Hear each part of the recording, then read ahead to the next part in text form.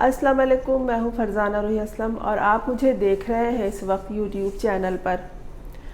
दोस्तों, पाकिस्तान में ख़ज़ा का मौसम है। ये ख़ज़ा का मौसम सियासी, समाजी, माशी और माशरती तौर पर है।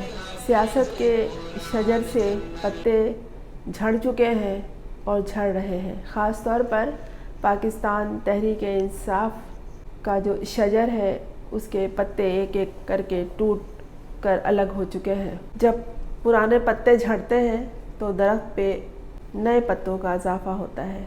पुराने पत्ते, ख़ज़ा रसीदा पत्ते झड़ रहे हैं एक एक के बाद।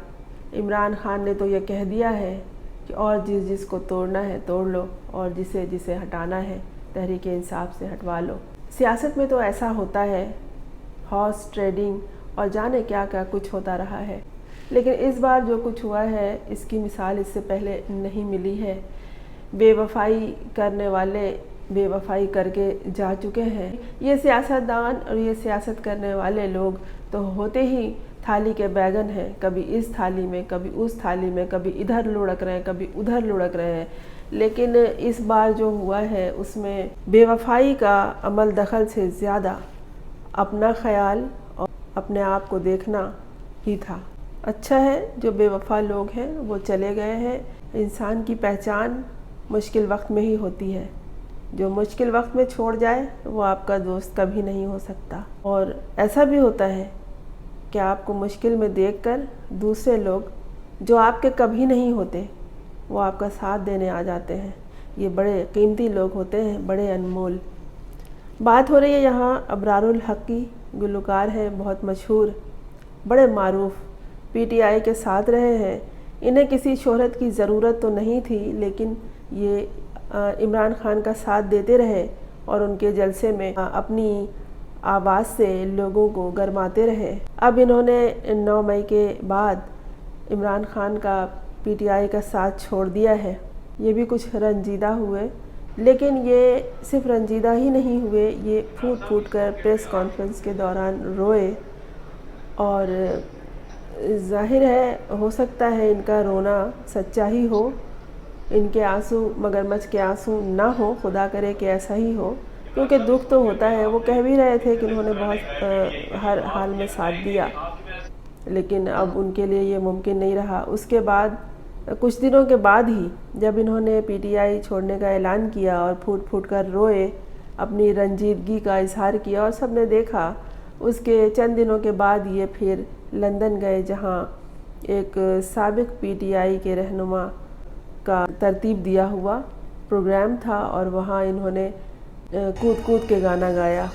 लंदन में जो पीटीआई के कारकुन थे, ज़ाहिर है वो उनकी मिजाज कुर्सी से ज़्यादा उनसे जवाब तलबी के लिए आगे बढ़े।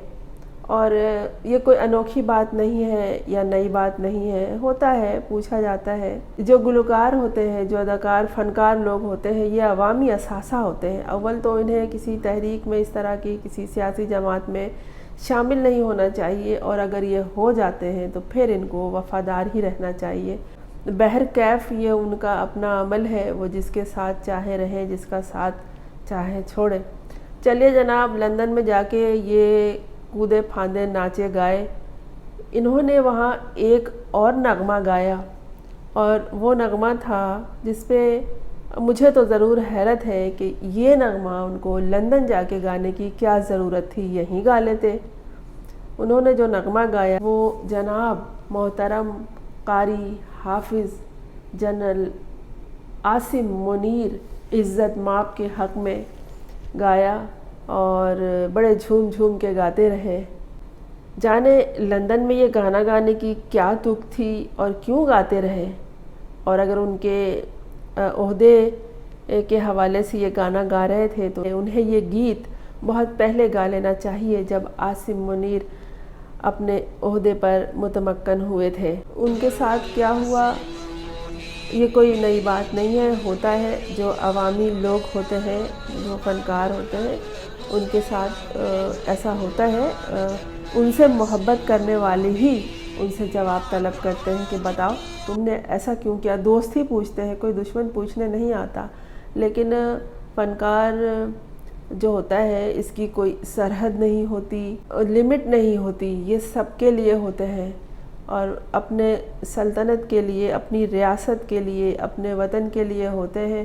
انہیں خود کو محدود رکھنا بھی نہیں چاہیے۔ ابرار الحق کا ایک ادارہ ہے سہارا، ہو سکتا ہے اس کے حوالے سے جو کام ہو رہے ہیں ان وجوہ کی بنا پر انہیں پی ٹی آئی چھوڑنا پڑا ہو، لیکن نہیں کہہ سکتے۔ ایسے بھی لوگ ہیں جو یہ کہہ رہے ہیں کہ ہم پی ٹی آئی یا عمران خان کا ساتھ کبھی نہیں چھوڑیں گے۔ جیلوں میں خواتین ہیں جو یہ کہہ رہی ہیں۔ بہرحال پھوٹ پھوٹ کے رونے کے بعد کود کود کے ناچنا کئی سوال اٹھا گیا ہے۔ اس کے علاوہ بھی کئی سوالات موجود ہیں۔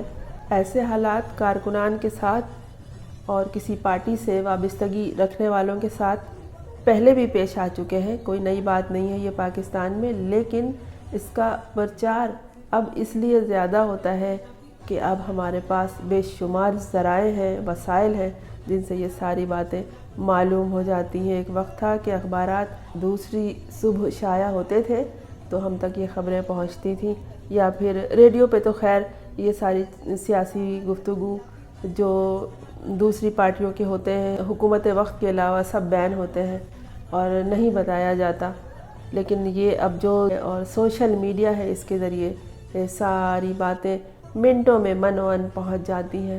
ابرار الحق ایک اثاثہ ہے، ایک فنکار ہے اور جینوئن فنکار ہے، اور اس کے علاوہ وہ چیریٹی کے کام بھی کرتے ہیں، تو ہمیں اتنا جذباتی نہیں ہونا چاہیے، اور وہ اگر کسی دوسرے ملک میں قدم رکھتے ہیں تو اپنے ملک کے سفیر ہوتے ہیں، ان کا والہانہ انداز میں استقبال کرنا چاہیے۔